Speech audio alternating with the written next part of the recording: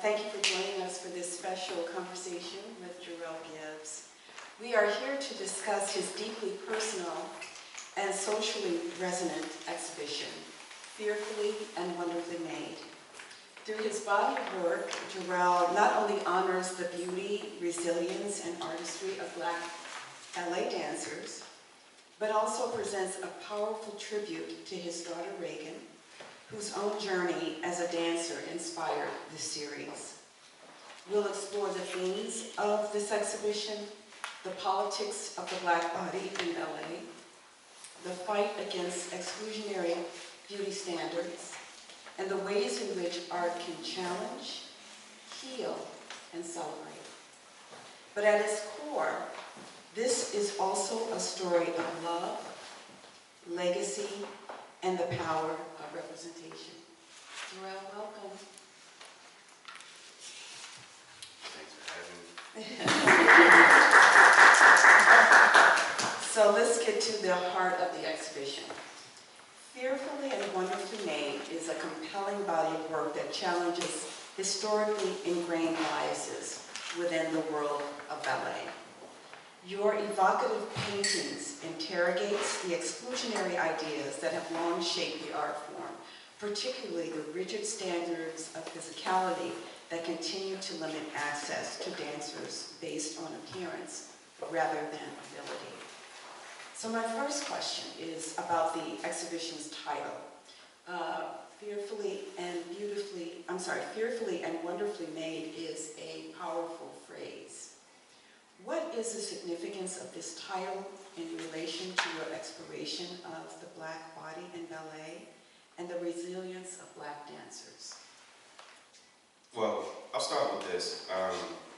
Fearfully and Wonderfully Made comes from the Bible. It's biblical. And the foundation of my life is my faith in my Lord and Savior Jesus Christ. So that is the foundation of everything that I do, right? So Psalms 134:14 says that we as God's children are fearfully and wonderfully made. And knowing that, I wanted to lead the entire show with that in mind, you know, and I wanted my daughter to know that no matter where she goes in the world, like, your foundation is here. And it starts here with you being fearfully and wonderfully made.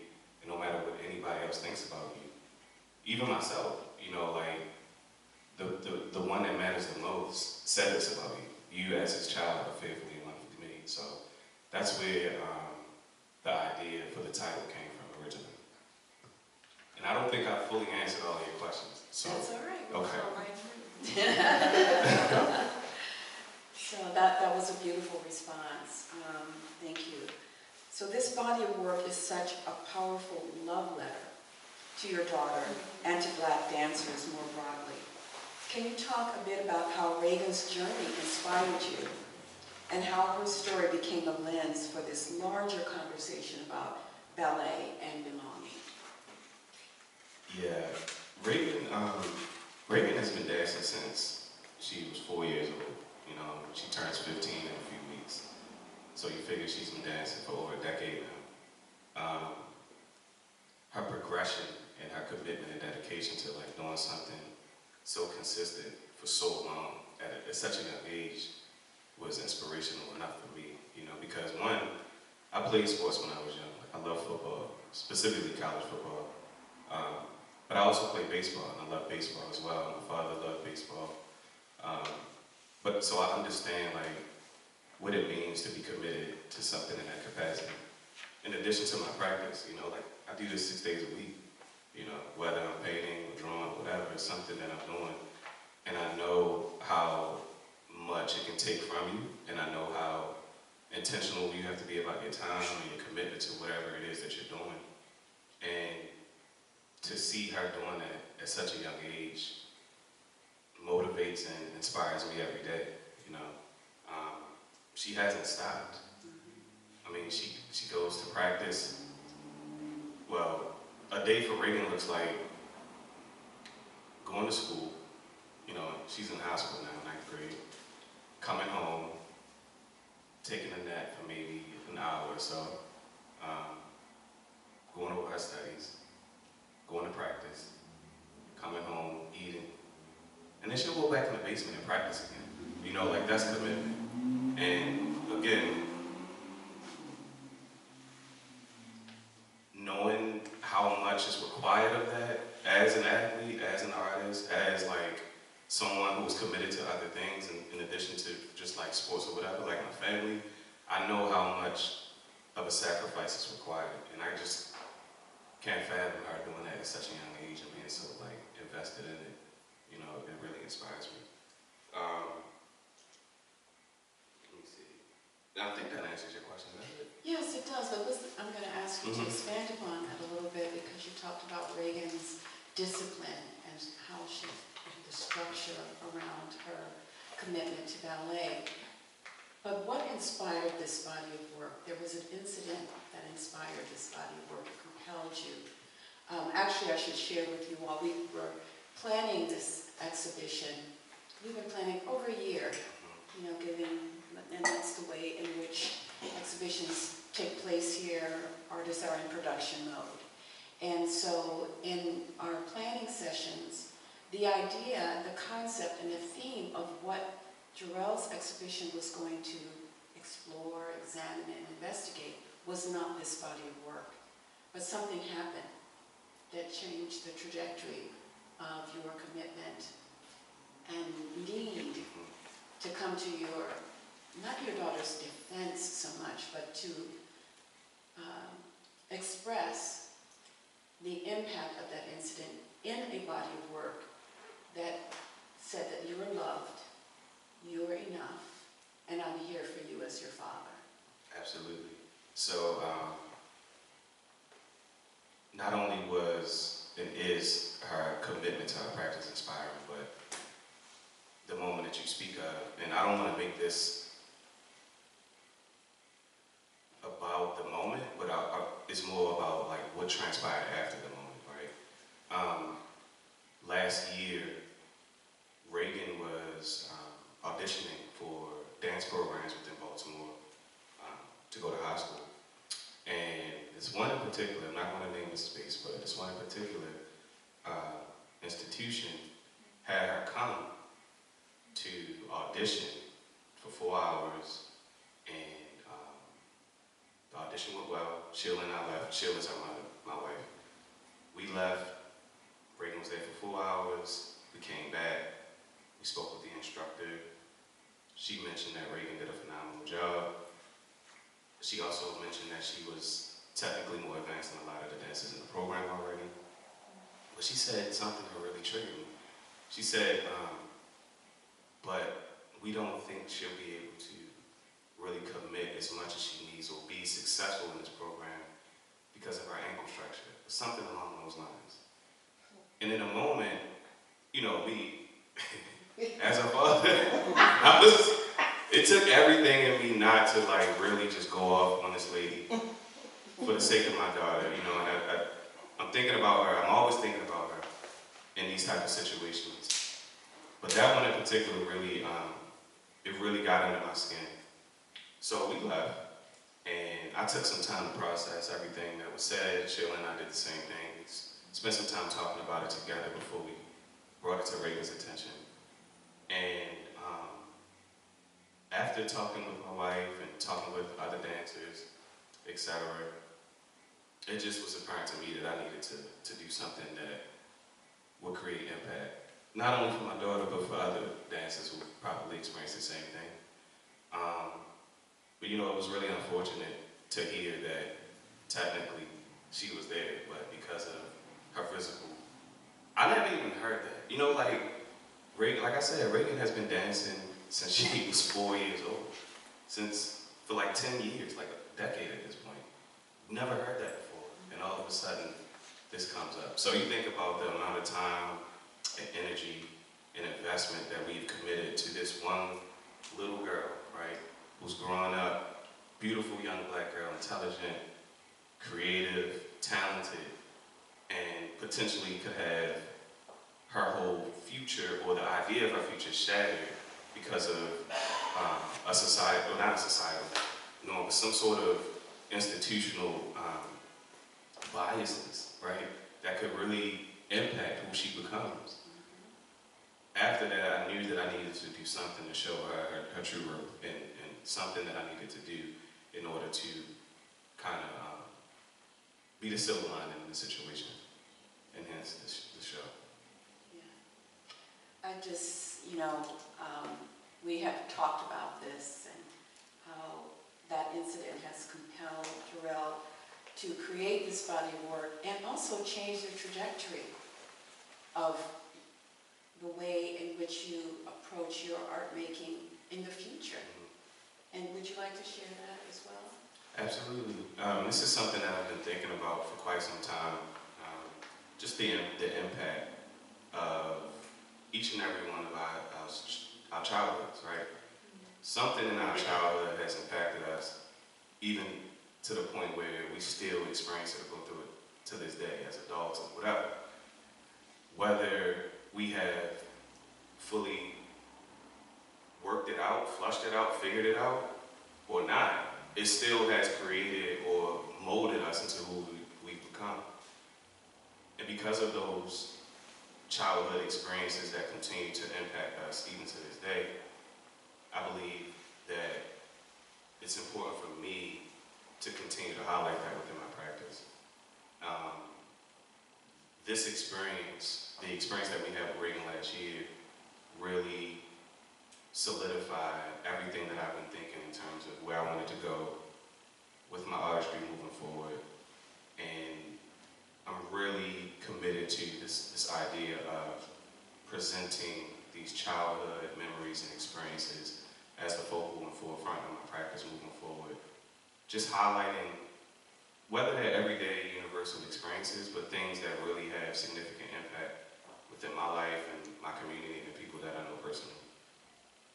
I always believe that the works by artists who are very personal to them, those experiences, those life-changing moments, are the works that are the most compelling and the most impactful. It also validates my belief of the power of art and in the statement that you're making through this body of work for your daughter and other Black girls and Black women. The love that you have for her is unquestionable. And the depth of it, she may not at her tender age of 14, 15 understand that now, but as she develops into, being a more mature woman, she will know that her dad showed up in a mighty way. And just not get emotional, because I've shared with you how powerful this body of work is and why this conversation is so necessary. Because you walk in and you see these beautiful, innocent Black girls displayed in such a loving and tender way.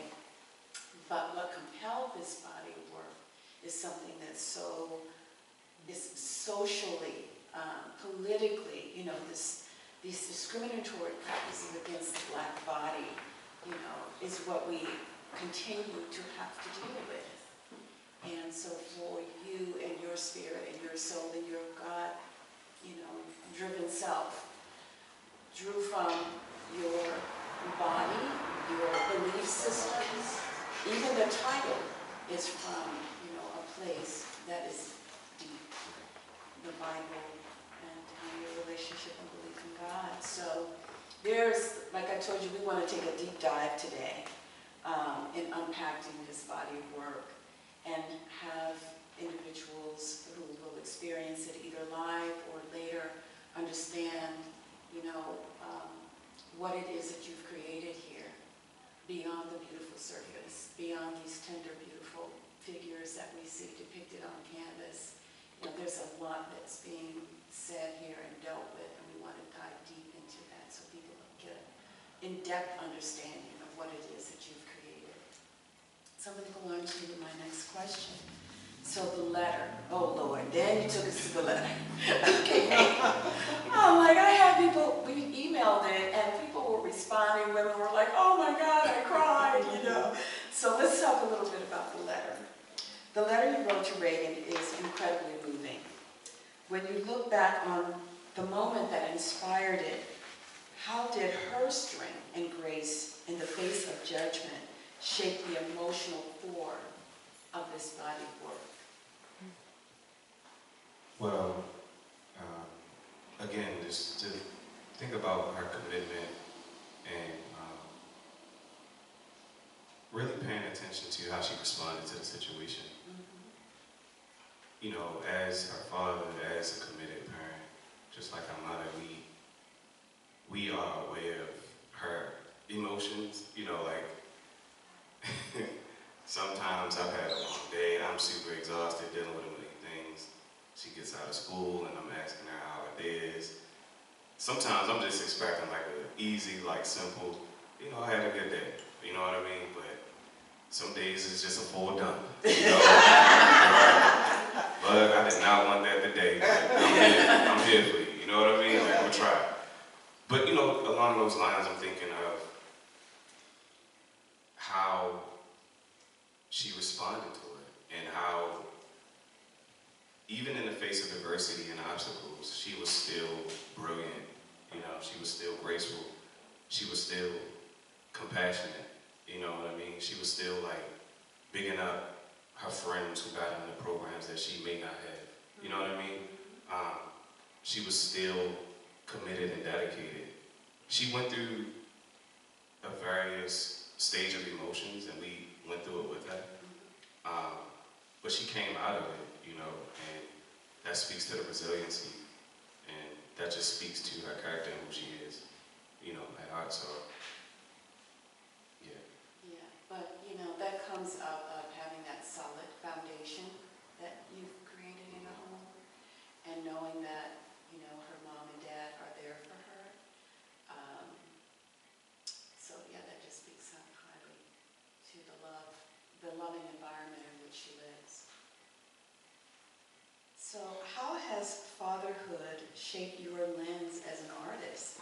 I mean, what does it mean to create work that not only protects, but uplifts, and honors your daughter and others like her? Fatherhood has changed not only my practice, but just me in general, especially to a young, beautiful girl. You know, now I have two young, beautiful girls. You have two, I'm a dad, a girl dad.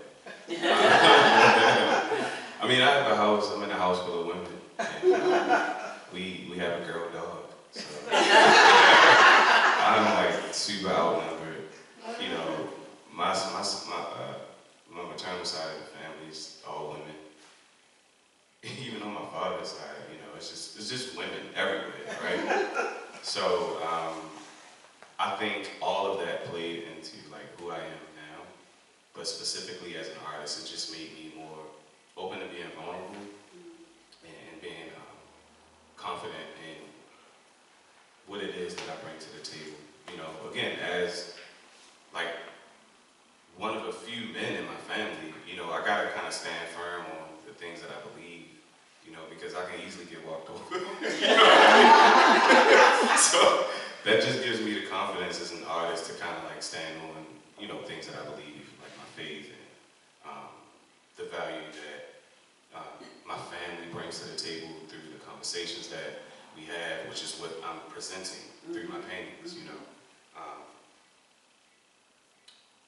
Yeah, I think that's it. No, that's good. I'm going to ask you another question about that. So, what was it like to share this exhibition with Reagan? What do you hope she and other young Black dancers see in these paintings that they might not see elsewhere? Well, I would say I was able to share this experience with Reagan on many levels, or two levels specifically. Throughout the creation of the body of work, I actually commissioned her to do certain poses and techniques as like the model for the paintings for some of them, right? So we had that experience of working together to create the entire series. And that was beautiful. You know, it just, you know, it was, and then you're talking about her finding the time to do this, right? You think it would be me, but she's the one with the busy schedule. And she would always want me to snap a photo of her after she came through practice, which is difficult in itself because we're all hungry once we get home. You know, I'm thinking about food, I'm forgetting about the photos, she's tired, you know what I mean? But, I mean, it was an experience and it was beautiful, and that's something that we'll both have, you know, for the rest of our lives. But also sharing the stage with her, you know, like what a blessing for her to come in here and to see herself on the walls and to know that we did this together. I really didn't share any of the paintings with her while I was like working through them at home. But when she got here and was able to experience it and experience the letter, I didn't share the letter with her either. That was something that she found out when she got here. But I just wanted her to come in here and experience it, you know, and she was overwhelmed with joy. Yeah, I'm a witness to that. It was beautiful to watch her react to the work and share it with her girlfriends. She had a lot of her girlfriends with her at the opening. It was beautiful. So the blend of personal narrative and broader social critique makes me think about your role as a visual storyteller. And in it, you draw parallels to Edgar Degas and his little dancer, age 14, which was controversial in its time. How do you see yourself in conversation with that history? And where do you think your work diverges from or pushes beyond it? See, so if you all are familiar with the Degas sculpture, I am making an assumption that this piece, given its name, is your interpretation. Yeah, absolutely. The parallels, I would say, for the little dance at age 14 by Degas, which is also kind of like a jump off point in terms of like, all right, how do I want to, so when I'm thinking about work, when I'm thinking about like a body of work, a series, a show, I always have a starting point, obviously the concept, you know, like what are we talking about, but I'm also thinking like, how do I enter into this body of work visually? And for me, that came from the little dance at age 14 by Degas. And, you know, we're blessed to have one of the sculptures here at the BMA. So that was initially like the jump off point in terms of, all right, this is where I want to start. I don't know exactly how I want to end it, but this is how I want to enter into it. And with that, I'm a history buff as well, so I got to do my research to find out, you know, like what's going on during those times, like where was his head at. And what I've learned was Degas was really, it was less for him about like a specific person, but more so about like an idea of presenting someone that he saw consistently. Like this was, the model that he used was the same girl that he had been working with for a long time. During that time when he was working on it, it was very controversial because of her presentation. You know, this is the culture, the Parisian culture at that time. You know, they were really focused on just the representation of a certain class. And Degas at the moment was working with this young pupil who, you know, parents were poor, you know, like dancing was her way of contributing to her family. So, you know, he presented that sculpture and no one really gravitated to it. They really didn't like it, they really didn't appreciate it because it was different. It wasn't what they expected to see within the dancing realm. You gotta remember at that time, dancing was like, ballet specifically, was really, it was an opportunity for young girls who didn't have opportunities to create something for themselves. And it was almost like a taboo topic to like highlight or showcase that, you know, at that time, you know, because like everybody had specific views of what the dance culture was, the ballet culture, et cetera, et cetera. So it was a whole bunch of like back and forth going on with that, long story short. that's the similarities, right? That's the similar vein that this work carries, this body of work carries, presenting something that the normal presentation and representation around ballet, you know, competing with that. You rarely see images of young black girls dancing, ballet specifically, Yes. especially in painting, you know. I've Googled it. I'm not saying they don't exist, but it's not a lot. So that's the similar vein in which it all grew, but where things kind of separate themselves is, again, he was more focused on like a moment, a movement that was present within the art practice and the art culture of Paris at the time, and kind of like unearthing a lot of these these like conversations that weren't happening. He was bringing that to light, and for me, this is me examining my life and going through my personal experiences and talking about my family and friends and staying true to that. So it's less about the outside and more so about the inside. Thinking about like family, thinking internally, thinking about the community that I'm a part of, engaged with, as an opportunity to talk about bigger issues.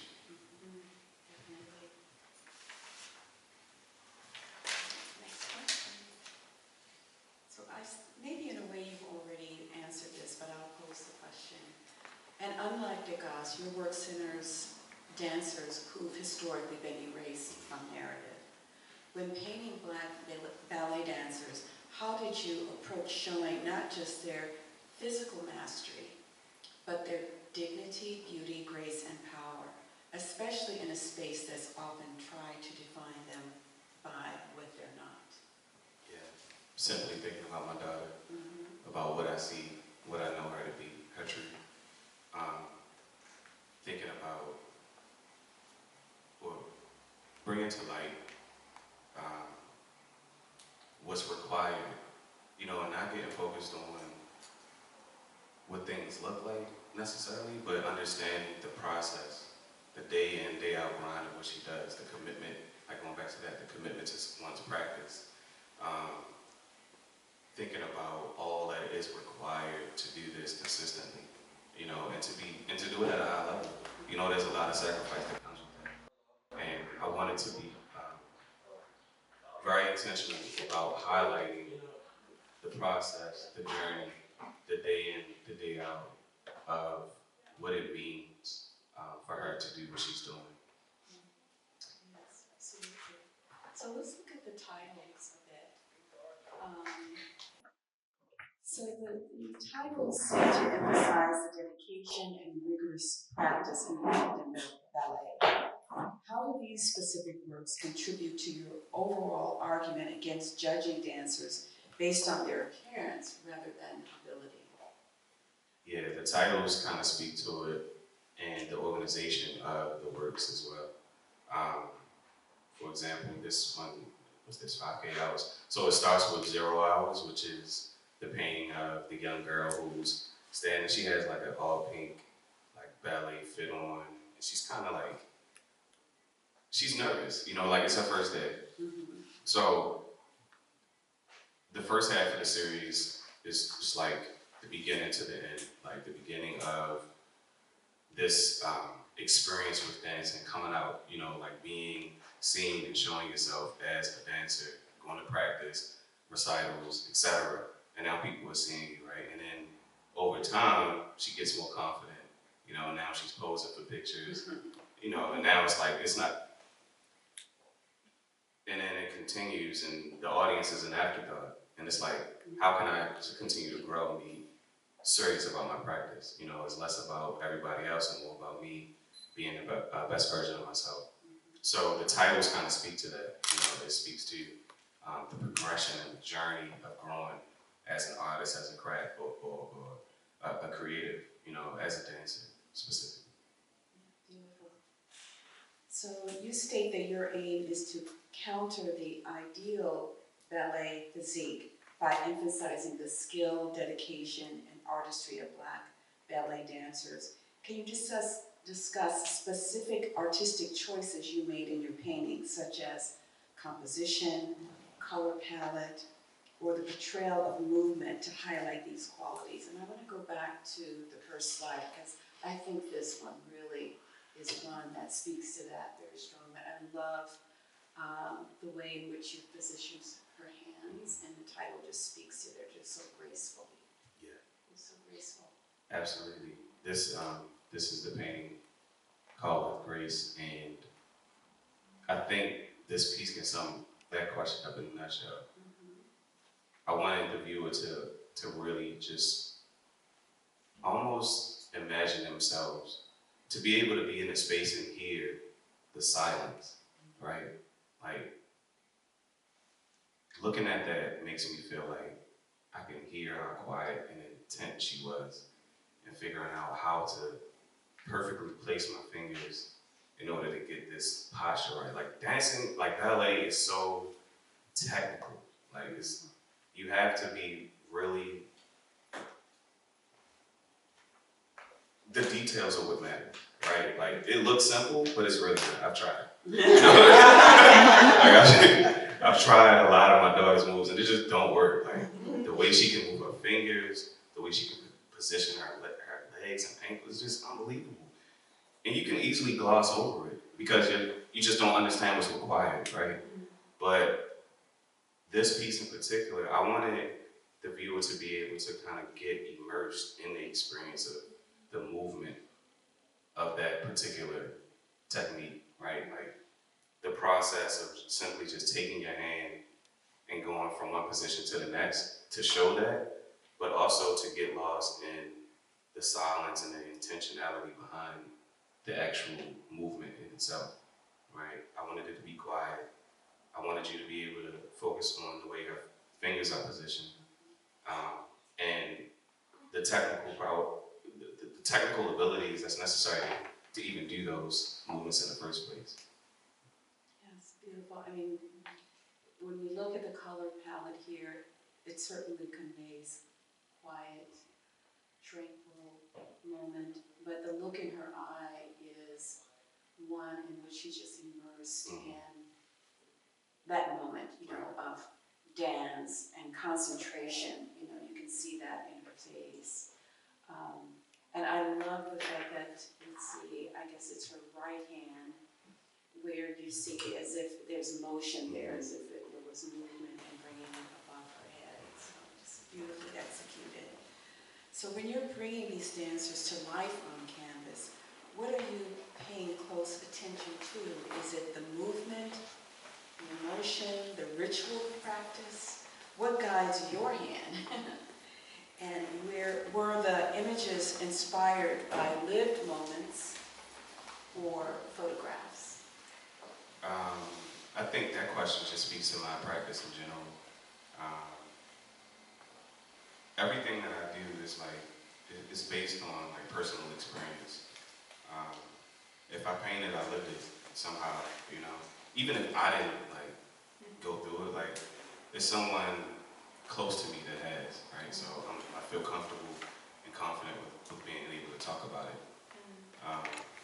So that's for starters. And everything is about, in addition to telling a story, I'm also interested in the process of painting and what it means to be a painter, from a historical standpoint.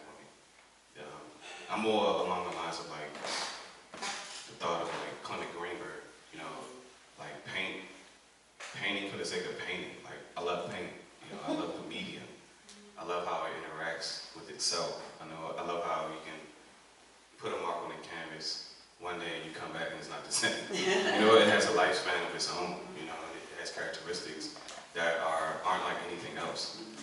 Like we as humans are, I kind of related to that, and I think about the application of the paint on canvas and having a conversation not only with the figure, but also with the way that the painting is made.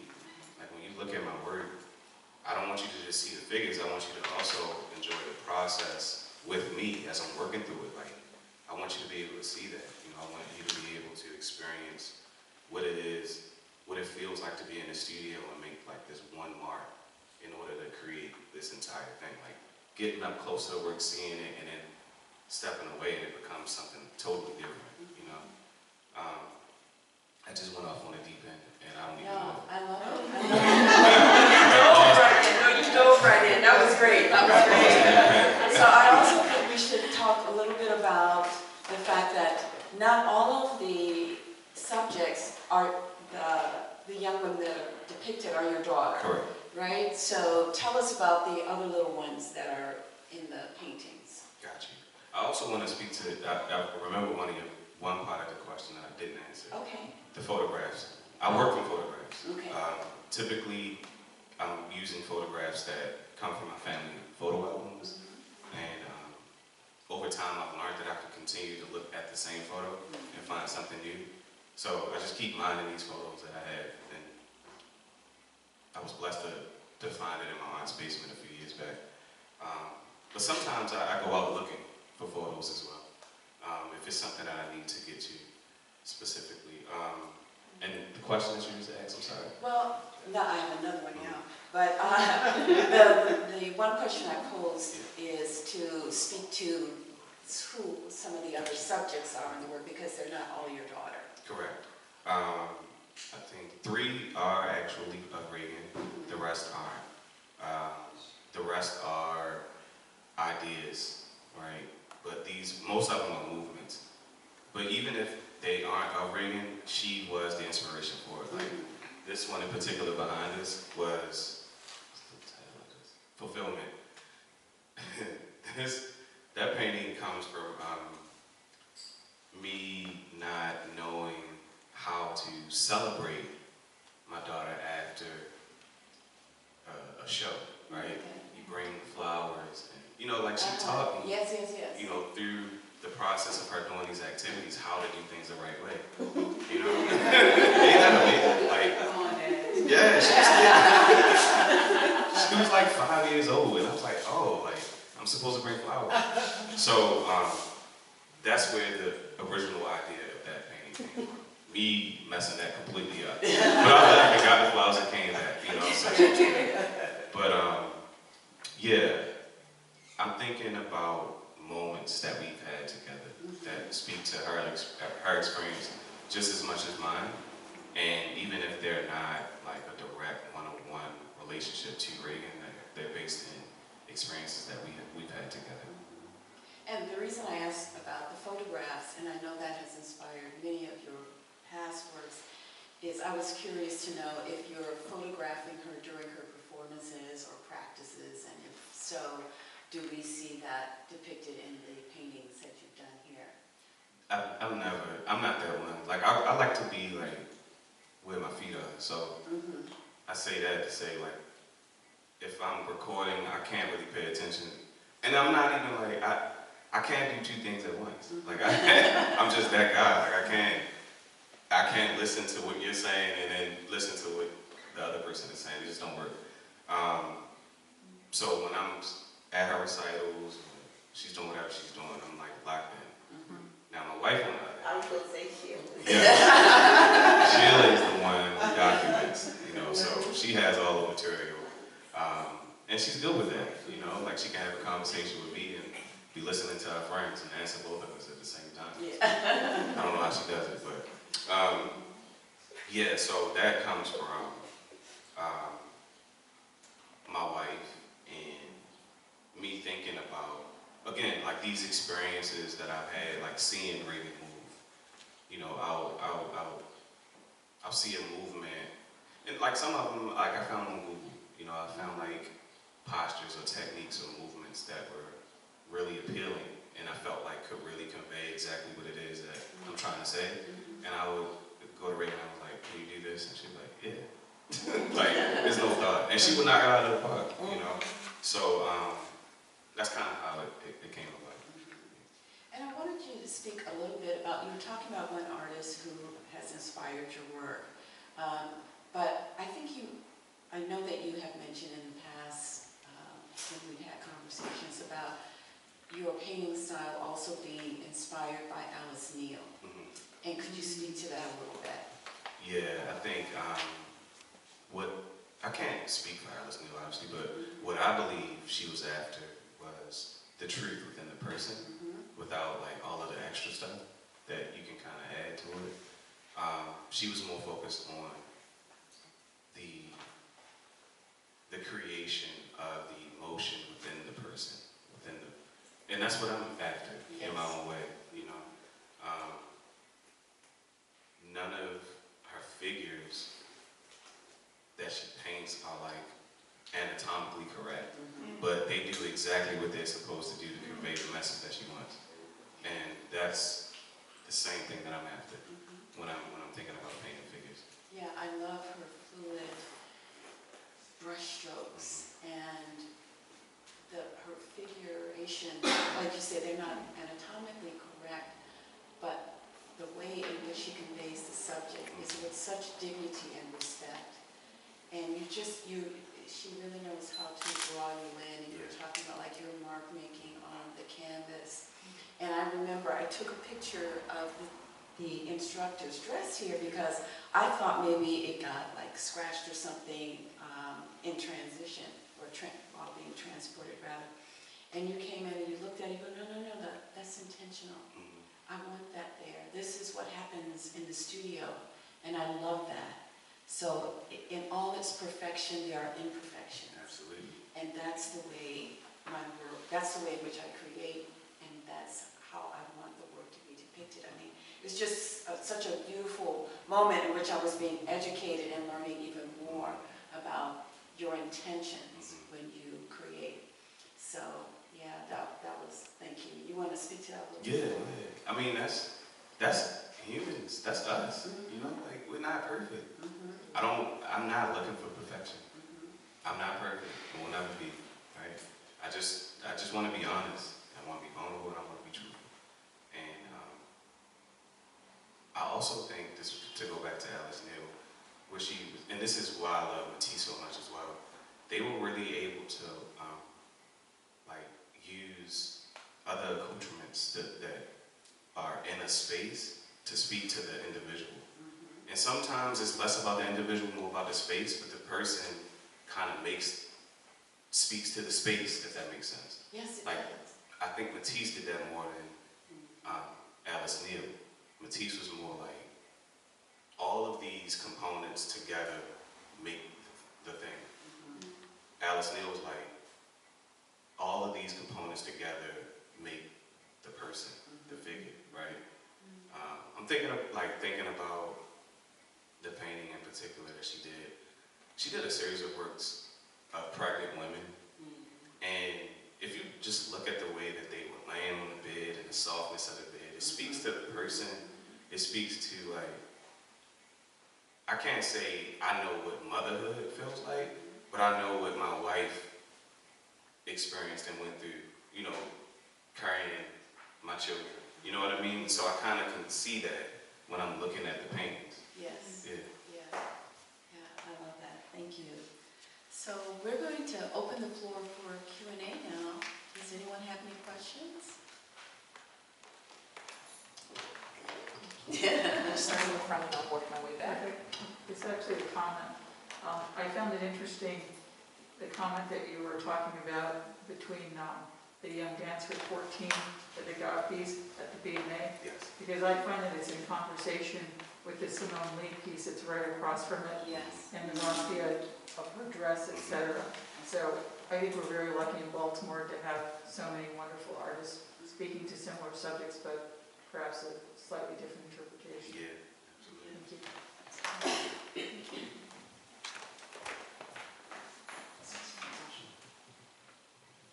Hey, peace, family. That's right. First and foremost, I just want to say how proud we all are of you, Jerrell, and the work that you continue to do to humanize, everyday people, to elevate Black women and Black experience, to show us in our humanity in the everyday, which I think should not be a spectacle. It should not be something so like, oh my God, we don't see this. But here, in 2025, it's still such a pleasure to walk into a space that you have intentionally created to make us feel safe, right? So thank you for that.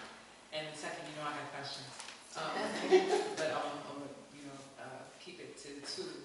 One is I have a lot of questions for you about legacy, right? As you're knowing your métier specifically and thinking about kind of mining your history, specifically dealing with your family.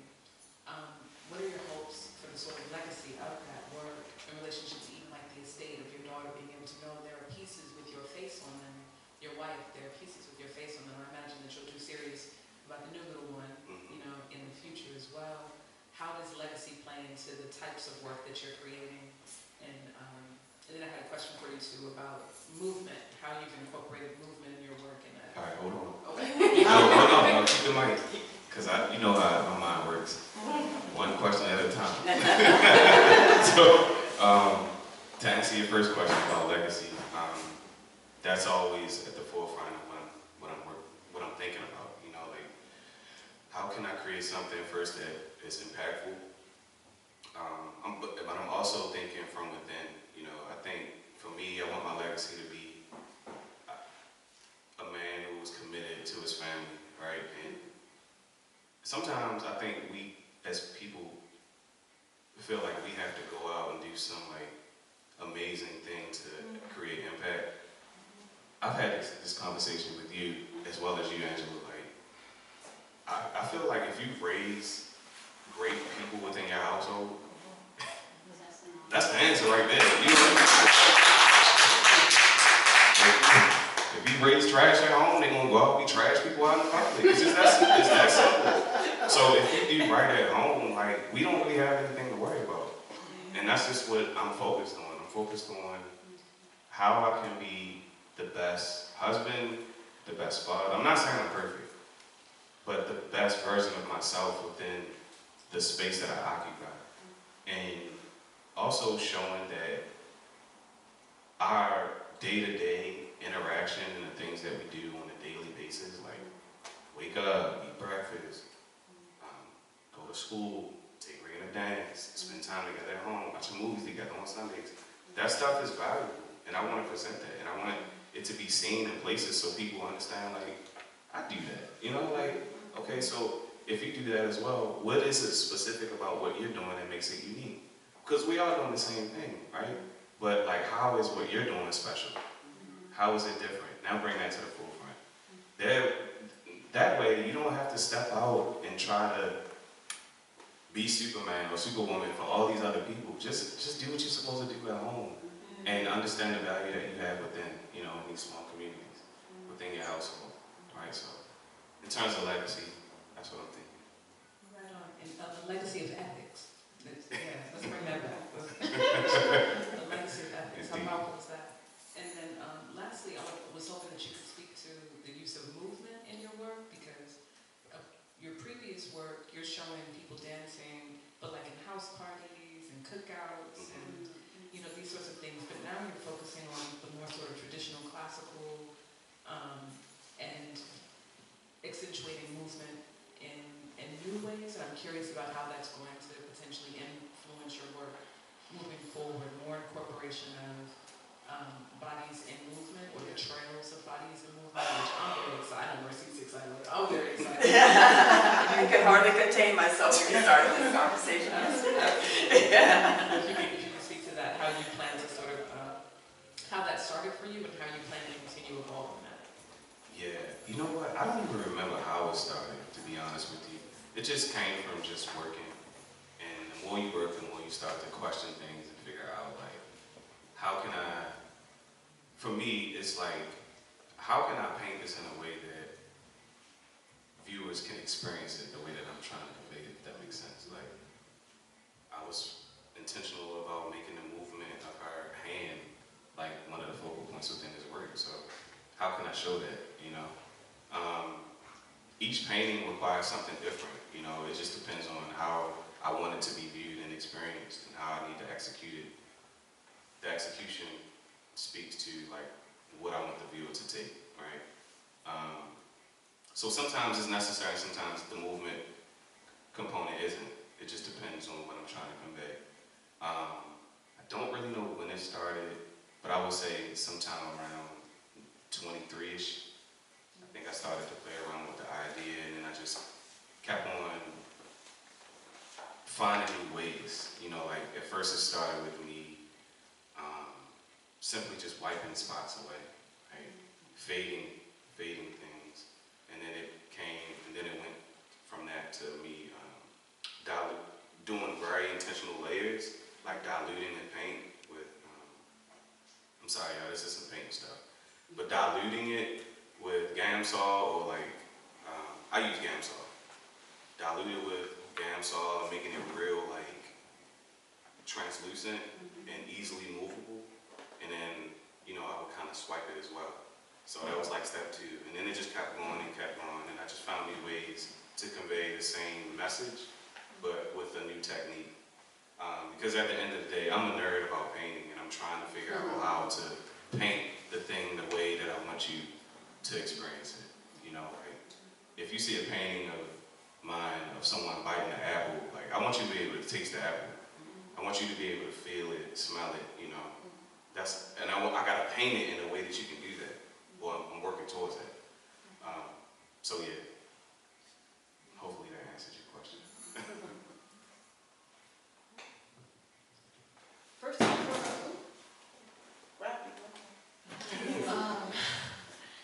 so first and foremost, thank you for this exhibit.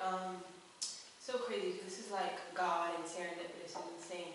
I work at a non-for-profit that focuses on equity and inclusion in dance. And this week, I know this is going to be crazy. So this week, my boss actually had me sit in and watch one of her ballet classes, because in addition to all the other stuff she does, she also teaches. And I'm sitting in this room, and I'm like getting a little emotional because I'm watching, I don't know, 10 black girls do ballet stuff. I don't know nothing about ballet, I don't know nothing about dance. But I understood this concept of like, in ballet there's this notion of the unbroken line. And seeing white ballerinas, you don't realize what that means because it all just gets lost. But to see the shoe match the girl's complexion and that match the tights, and to see that unbroken line in color is a totally different experience. And to sit in this practice, I was like, oh my God, this is crazy. Like, this is why I do the work that I'm doing, because of these kids. And so this is a new job, so it's been rough. But in the way that life gets like that. But the point is, then sitting here in this moment, in this exhibit, I'm just like, yeah, God is really talking to you right now. So thank you for following your muses and letting your muse do their work, because they're really doing their work, just individually for me. Thank you. But I have a question, and I wrote it down.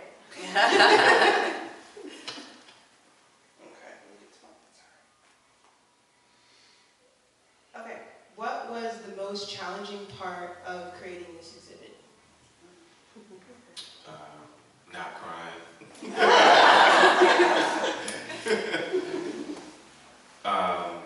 And not being too emotional when I'm talking to my daughter about politics and everything that's surrounding this body of work. That was the most challenging, because you love your children and you want things to be good for them. Not easy, but you want them to be judged for who they are, character. And sometimes when they're not, it can take you to another place. And I don't want her to see me in that light. I don't want her to learn that that's how you deal with like issues and problems, right? So I feel like the emotional side of it was the hardest for me to kind of control. And it was something that I had to continue to pray about and talk about to myself in order to, keep a level head. Hi, I grew up in the 80s, and so when I think of the black ballet, I think of Alvin Ailey. I had no idea that there were painters that painted black ballet. What was your subject inspiration? How did you put painting and ballet together? When did you get here? No, seriously, Were you? You missed the beginning of the talk. I Also, did. Oh, okay. I'm You are sorry. listening. I'm sorry. No, it's all good. It's all good. So this entire body of work is inspired by my daughter. I have two young, beautiful girls. One that's 14. She turns 15 this month. She's been dancing since she was 4, so she's like a decade in. According to Malcolm Gladwell, she has put in her 10,000 hours, right? So I consider her a professional at this point. And there was an experience last year where she was judged on her physical appearance as opposed to the technical abilities that she had. And this is my response to that. I'm sorry I didn't hear that last week. That's so beautiful. Oh, I'm sorry. No, it's all good. So yeah, that's where it started. So Jerrell, a lot of the way that I connect with your paintings is I kind of see a lot of my experiences, a lot of my family as well. And I know that this show in particular for Alex is, there's a lot of memories that it kind of draws up. Do you think intentionally, not just about what you're sort of seeing, but do you ever think intentionally about what your audience is going to be bringing to the show when you're creating your works? Yes, I do. Now, I don't create with the intention of, I don't make work with the intent of the audience to like be solely and fully committed to one concept. But I do think about how it will be perceived in the way that it's painted, if that makes sense. Like again, I want you to experience it in a way that you can look past everything you're seeing and feel something. So when you feel something, it don't matter what you look like. You know what I mean? It don't matter where you came from. Like, you can look beyond, after you like see like what you see with your eyes, like, all right, now it's time to feel something. And that's what I'm really focused on, you know. Obviously, most of the paintings that I make want to represent, they're going to show black people, you know, because that's my family. You know what I mean? If I had a house, you know, if my father was white and my mother was black, it would be a different type of situation, but that's just my reality and my truth. So that's what you'll see. But after you get past that, what do you feel? You know, and that's what I'm thinking about as well when I'm in the studio working. Like, how can I make them feel exactly what it is that I feel in this moment? And based on that feeling, what do you bring to the table? Like, have you experienced something in the same vein or in that capacity? And if so, then you can have a conversation with it, right? And if not, then you also have an opportunity to have a conversation with it as well, you know? Yeah.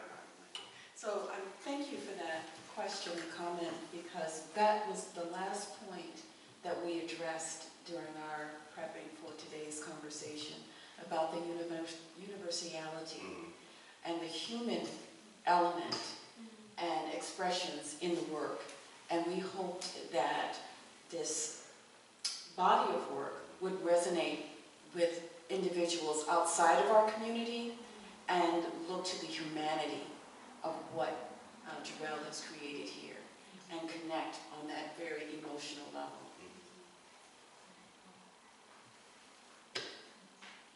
Are there any additional questions? I'm literally just going on.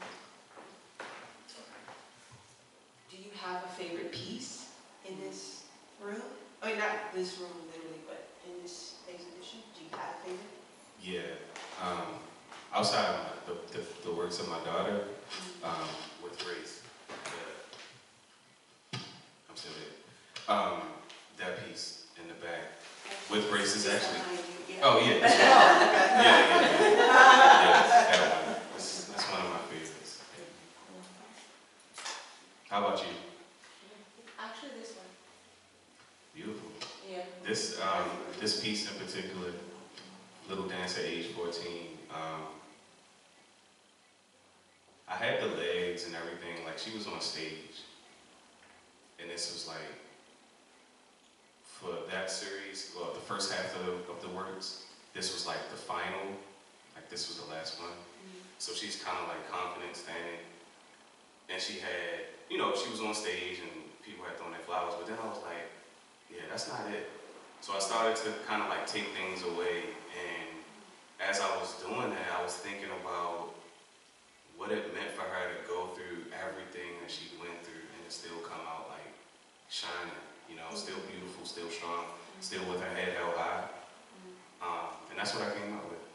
So like the fading of the dress and the legs and all that, it's just like her overcoming all of the adversity, whether it's through just like the rigors of practice, because that's adversity in itself, you know, like I understand what it means to compete and to work to be good at something and then work to be great at something. Like there's levels to it, and it takes a lot, you know, and it's a lot of sacrifice. And in addition to that, the experience from last year, you know, I'm thinking about that too. So she overcame all of that, and she's still dancing. I mean, she's at dance practice right now.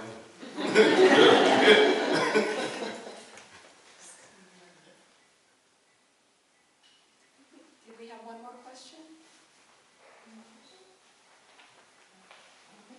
Okay. Thank you. Thank you.